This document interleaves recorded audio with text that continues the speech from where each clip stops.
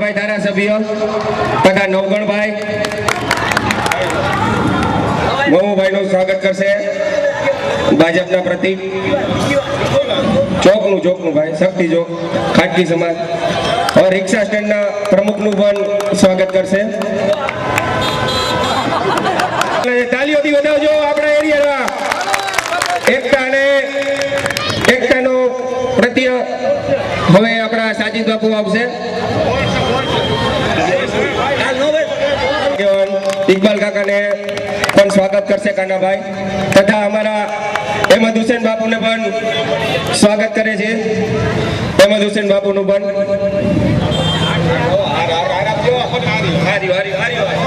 તાલીઓથી વધાવજો ભાઈઓ, જોરદાર તાલીઓથી. હવે આવશે ઇકબાલ કાકા. હાલો. ત્યારબાદ અમારા જૂના અને જાણીતા શક્તિ ચોકના આગેવાન આંબલીભરીના પૌવા બહુ આગળ પડતા આવશે. તાલીઓથી વધાવજો.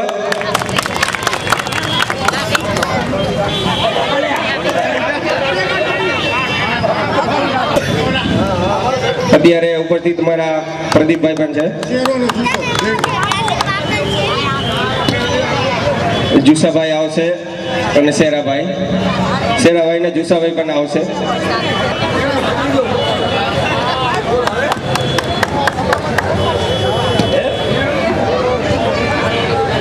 હવે ગફારભાઈ આવશે.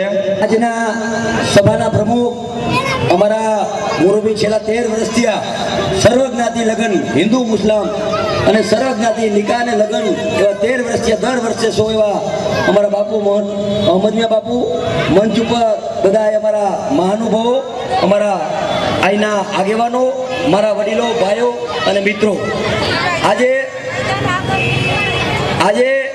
જૂની મોરબીમાં જે મેં આટો માર્યો છે, કાલે હમાવડમાં આજ આ ઓડમાં જાહેરમાં મેં જોયું કે જે આ પાણી બધું જે નદીમાં જાય છે એ મારો એક લક્ષ્ય છે કે આ પાકી ભૂગોળ ગટર થાય, ઘરે ઘરે ગેસ આવે અને જેટલા રસ્તા બાકી છે એ આવતા 6 મહિનામાં હું પૂરા કરીશ એની હું ખાતરી આપું. કારણ કે મેં નક્કી કર્યું કે ટાઈમનો ઉપયોગ થવો જોઈએ. ટાઈમ બહુ કિંમતી હોય. હું ચૂંટણી લડવું પણ ચૂંટણી સાથે આખા મોરબીમાં રાઉન્ડ મારવાનો પગપાળા પ્રવાસ. મારામાં કાલ કોંગ્રેસ વાળા આટા મારવા માંડ્યા તો તમારે ક્યાં કઈ કરવાનું હોય? આ નથી તમારી નગરપાલિકા, નથી સરકાર. આમ તેમ શું કામ આટા મારો? વયા જાઓ પાછા ગાંધીનગર. આ નગરપાલિકા ભારતીય જનતા પાર્ટીએ 1 વર્ષને 3 મહિના ત્યાં લીધી. 1 વર્ષમાં 165 રોડ કર્યા. આવતા દિવસોમાં દર વર્ષે 165 રોડ કરશી અને જે આખો પ્રોજેક્ટ છે એ પૂરું કરશી. આજે બે જૂની મોરબીમાં આટો માર્યો, જોયું. હું સ્વીકારું છું, તમારા વતી હું સ્વીકારું કે નથી કામ થયા 5%, 10%, 25% અમુક વોર્ડમાં, પણ એ કામ અમે કરવાના નહીં બાપુ. અને હું ચેલેન્જ સાથે કહું કે આવતી નગરપાલિકા જ્યારે અમારે લડાવશી ભારતીય જનતા પાર્ટી, ત્યાં સુધીમાં મોરબી ક્લીન હશે. મારે રાતની મહેનત કરવી પડતો હું કરીશ અને દેખાડી. આજે તમને મળી બહુ આનંદ થયો, મને કઈ ખબર નથી પડતી. હવે તો ના પાડવી પડે. કાલ પૂછો, હું નગર દરવાજા ચોકમાં હતો, 2 જણા હતા લુખા, દારૂનો ધંધો કરવો. મેં કીધું મારે નથી જોતા ભાઈ, હારા માણસ જોઈ છે. ખોટા દાદાગીરી નાખી અને સ્ટન્ટ કરવા કુવામાં કેમ નથી પડતા? પૈડા કોઈ દી દારૂ પીને કોઈ કુવામાં ડીંગલી વાળા આટા મારે, ઓલો બીજો આટા મારે. આ બધું છે શું તમારા બાપાનું? હવે કઈ આવતા દિવસોમાં હાલશે જ નહીં. દાદાગીરી કાંઈ નહીં હાલે. જો સાંભળો, એક ભાજપનો નગરપાલિકાનો સભ્ય હતો, એને ટિકિટ આપી પાર્ટીએ. સાંભળો તમે, પાર્ટીએ ટિકિટ આપી, મારી ઈચ્છા નહોતી, આપી તો ટિકિટ આપ્યા પછી પ્રદીપભાઈને ગાળું દેવી, બીજાને ગાળું, દારૂ પી સ્ટન્ટ કરવા. તમે નાના થઈ જશો, વાર નહીં લાગે. ઘરે બેજો સનામાના. એક પણ કાર્યકર્તાને કઈ કીધું તો હું આવતી 13 તારીખ પછી બધો હિસાબ લઈશ. કોઈના બાપની બીક નથી. જાહેરમાં કહું છું, મારે શાંતિ જોઈ છે, મારે વિકાસ જોઈ છે, મારે શાંતિથી ભણતર જોઈ છે. મારે માણસ ધંધો કરે અને મોરબી ગુજરાતમાં નંબર 1 ઉપર જોઈએ. પકડાડો કે હું આ લગાડું, લગાડ ને તું તારો બાપો બે લગાડ. હવે 2 મિનિટ અહેમદ હુસેન બાપુ. હાલો પ્રદીપભાઈ 2 મિનિટ પ્રવચન આપશે.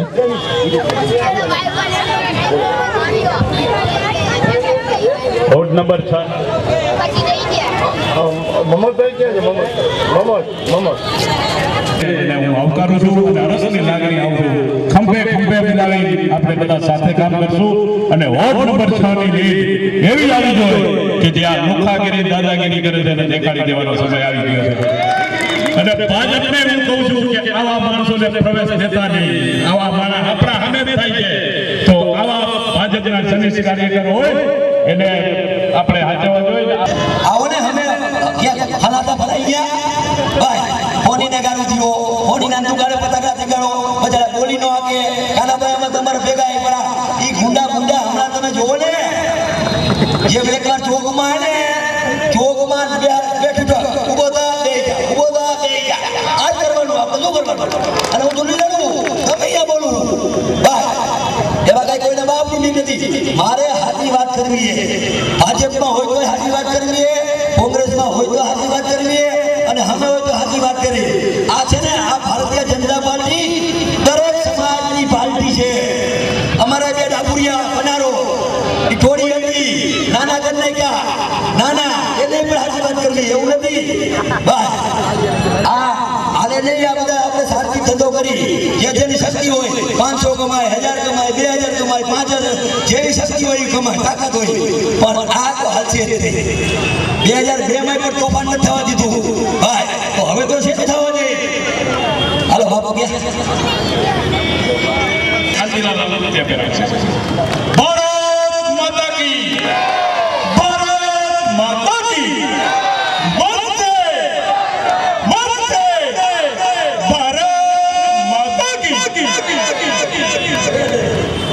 और हमारे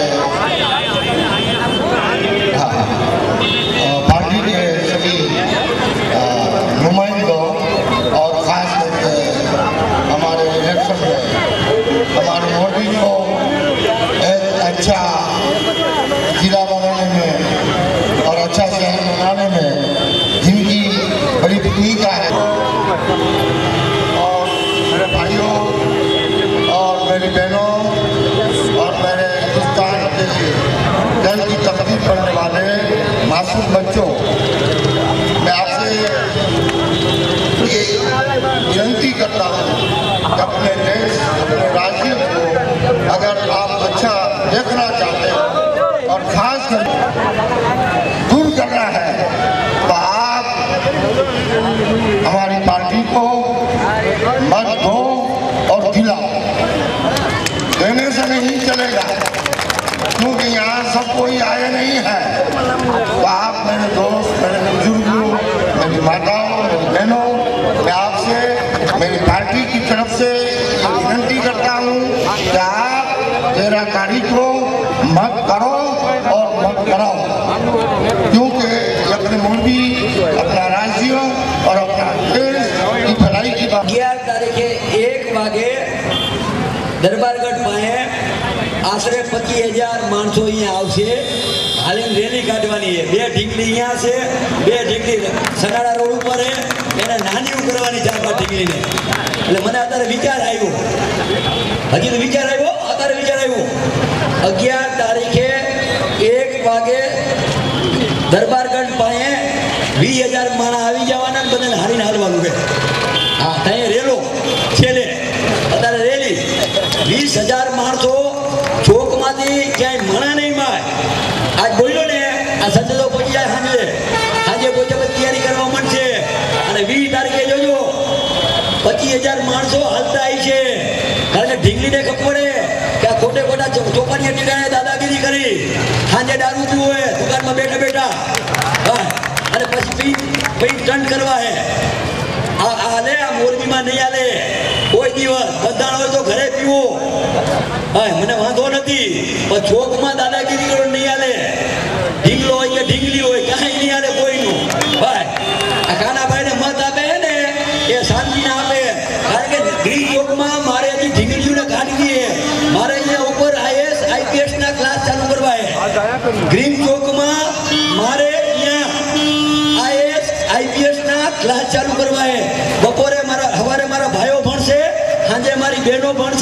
જો અહીંયા ઢીંગલી હોય તો ભણવા ન આવે એટલે આ કરવું એ 15 લાખ મંજૂર કરી દીધા એ દેશી લાઇબ્રેરી થશે VVIP ભણવા જતી તો કોઈ નામ ન લેવું જોઈએ મારા ભાઈઓ ભણવા જતા તો કોઈ નામ ન લેવું જોઈએ આ કરવું એ શિક્ષણ આપવું હો જોજો પાછા બરોબર ને કારણ કે એ ગ્રીન ચોક છે કેવો બનાવ્યો રાતે જોવો તો એના ઉપર લાઇબ્રેરી હોય અને અહીંયા છોકરા ભણતા હોય તો એક પેરિસ જેવું લાગે એટલે મારી ઈચ્છા છે ત્યાં જ લાઇબ્રેરી કરવી 50 છોકરીઓ ભણે સાંજે પછી 50 છોકરા જીતાડી દો ને અને ગાંધીનગરની તેજુરીમાં દે ગમે એમ કરીને મોરબીને મટાવી દે